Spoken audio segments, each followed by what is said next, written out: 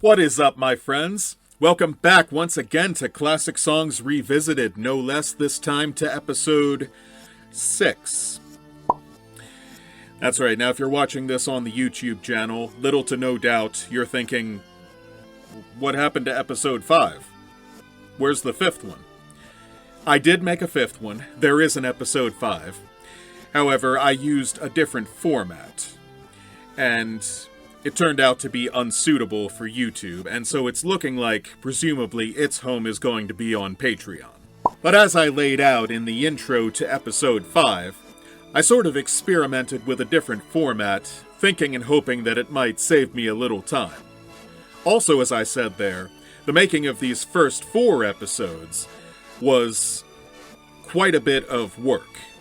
Fun work, but work. And it turned out to be anything but quick and easy. Hence my only having uploaded one of them per week to the channel. And to tell you the truth, I'm not sure if I'm going to be able to crank out one per week. And yes, I hope this different type of video I tried out with episode 5 would save a little time. And it'd be the kind of thing I'd be able to do and upload more quickly, but just to get it the way I wanted it to come out, like the other 4, it too turned out to be a lot of work, and quite time-consuming. But yes, that being said, that should explain the gap between the dates of these uploads. So, enough of all that, moving on to episode 6.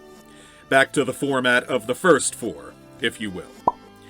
And this episode, in particular, is dedicated to one very special individual. And said individual knows who said individual is. China Cat Sunflower by the Grateful Dead.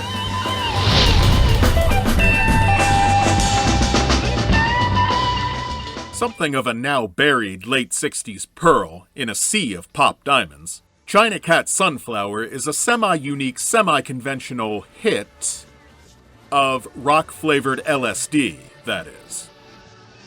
The music written by lead guitarist and vocalist, the one and only Jerry himself, Cherry Garcia, and the lyrics by Dead partner and lyricist Robert Hunter.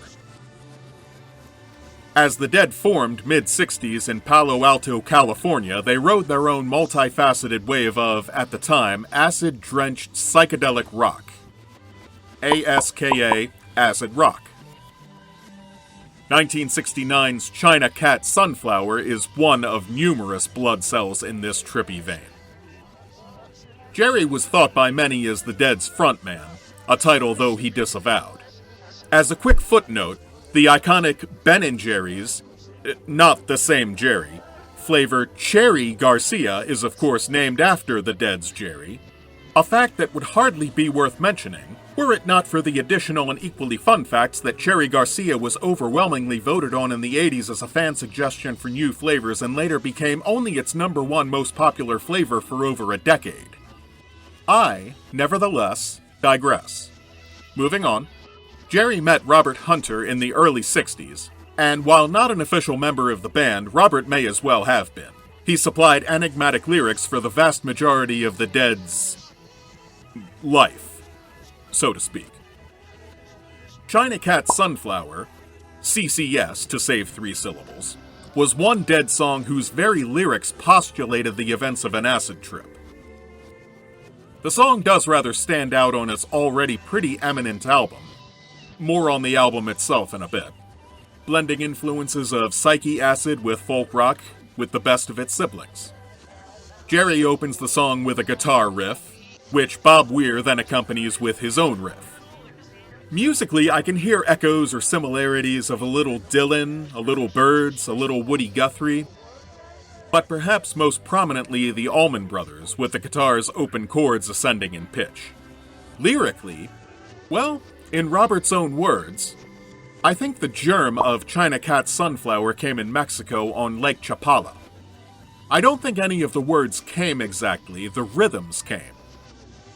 I had a cat sitting on my belly and was in a rather hypersensitive state.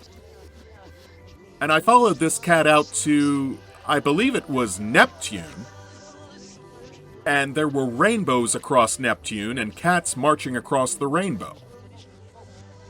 This cat took me in all these cat places. There's some essence of that in the song. CCS was one of the only songs on the Oxomoxoa album to carry forth into the Dead's impressive scores of live performances and releases for many years. What's more, they eventually twined it into a medley with the traditional folk song I Know You Rider.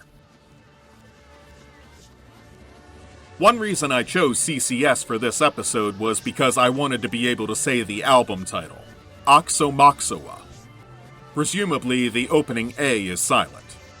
It's a meaningless palindrome, no real significance, simply plucked out of mid-nowhere. But then again, so very much of late 60s quintessential pop culture does tend to beg the question, well, what does this mean? Is there any real significance to be found here? In an effort to offset the turmoil of world events shaping the era, a lot of the music responded with a feel-good vibe, and an air of repetitive nonsense in the titles. Moni Moni, Yummy Yummy Yummy, Sugar Sugar. Other songs of the era drew on references of classic literature, like Grace Slick's White Rabbit for Jefferson Airplane, while nicely interweaving the psychedelic elements in there. And CCS almost sort of gives a respectful nod of its own to Lewis Carroll. Which brings us back to the drugs. The artistic stylization of the band's name on the album cover has been viewed as what's called an ambigram, a visual glyph that can have multiple interpretations depending on how you view it. It did not escape the band's notice that fans read the all-capital Grateful Dead on the cover as "We ate the acid," which one can actually almost kind of see if imagining the GR as WE, then the ATA is identical, and so forth. Oxomoxoa dropped practically right on 69's summer solstice, June 20th, 1 month before the first human moon landing, and 2 months before Woodstock, at which the Dead played an hour-and-a-half set. Strangely enough, these two events were mentioned back-to-back in Billy Joel's We Didn't Start the Fire. Non-self-proclaimed frontman Cherry Garcia succumbed to a heart attack 30 years ago as of this recording in the summer of 1995, also somewhat coincidentally 30 years after co-founding the band. And the Grateful Dead, quite ironically, perished with him, ushering in a wealth of morbid puns and other jokes. It goes without saying, however, that to the legions of Deadheads of each generation since, the Grateful Dead's legacy will never die.